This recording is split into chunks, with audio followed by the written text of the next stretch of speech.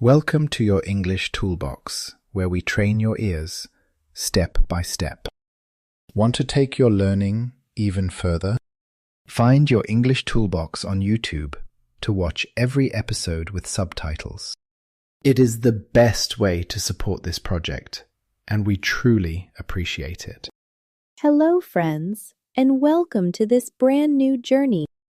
I am Miranda, and I am so incredibly happy to walk beside you.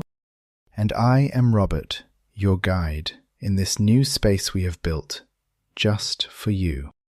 Today, we are starting a very special series dedicated to those brave friends who are currently living in an English-speaking country. If you are listening to us from the UK, the United States, Australia, or any place where English is the language of the streets, this is your home. We know exactly how you feel, because living in a country when you are still mastering the language is a daily act of courage. By listening to the end of this conversation, you will understand why your brain feels so exhausted. You will discover the power of a single rescue sentence, and you will completely redefine what it means to speak English. So, take a deep breath, grab a warm cup of tea, and let's begin. The cultural shock and the receptive overload. Imagine this familiar scene because it happens to thousands of people every single day. You wake up in your new apartment, and you feel good. You feel ready. You walk out the front door. You step onto the street. And suddenly, the English language hits you like a massive wall of sound. The cashier at the supermarket, the train announcement, the casual greeting of your neighbor, everything happens so incredibly fast. By the time you arrive home in the evening, your head is heavy and your energy is completely gone. This is what psychologists call receptive overload. Your beautiful mind is working double shifts, processing sounds, translating words, and trying to predict what people will say next. I want to tell you something very important right now. That exhaustion you feel is not a sign of failure. It is actually the opposite. It is proof that your brain is actively learning and adapting to a brand new environment. The story of Sophia in Houston.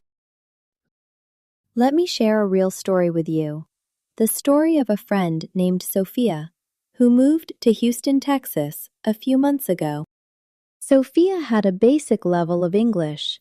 She knew grammar rules, but she had never interacted with real native speakers in a busy environment. One morning, Sophia had her very first medical appointment at a local clinic. She was terrified. Her heart was beating so fast in the waiting room. When the nurse finally called her name, Sophia stood up and her mind went completely blank. The nurse was speaking with a fast Texas accent, asking questions about medical history and insurance forms. Sophia felt so small, she just smiled, nodded her head, and felt a deep sense of shame creeping in. She left the clinic crying, thinking that she would never, ever be able to survive in that city. But Sophia did something wonderful after that difficult day. She changed her strategy. She understood that she did not need a perfect accent. She just needed a system to protect her peace of mind.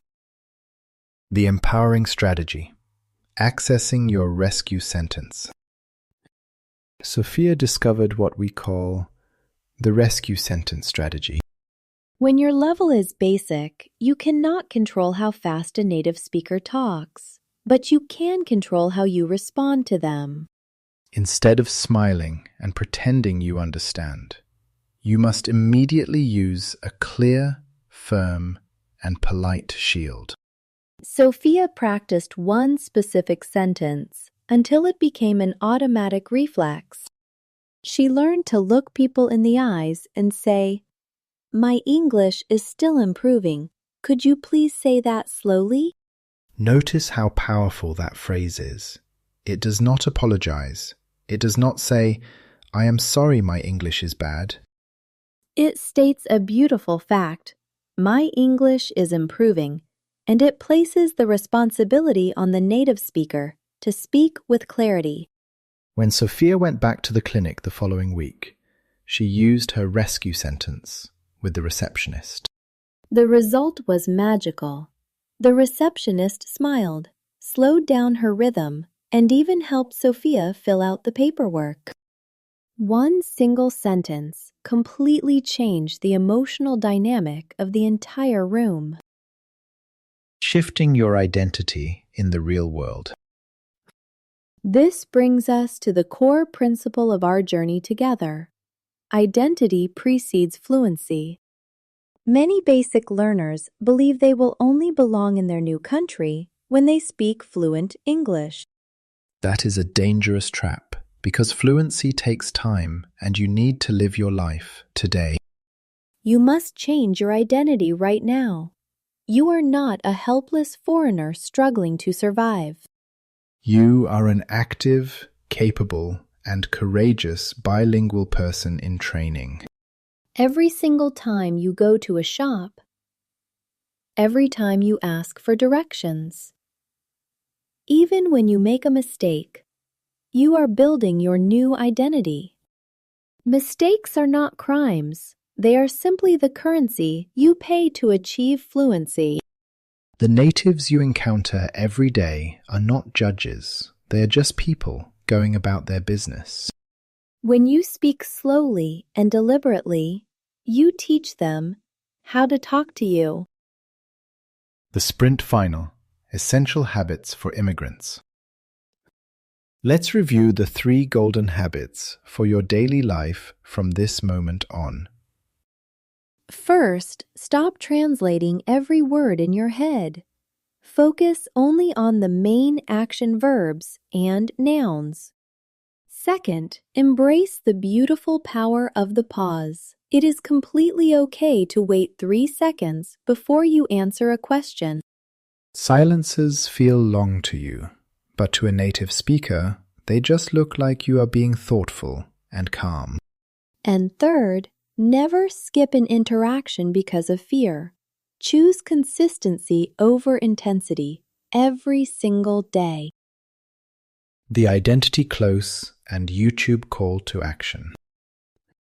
Today we have reframed your relationship with your new environment.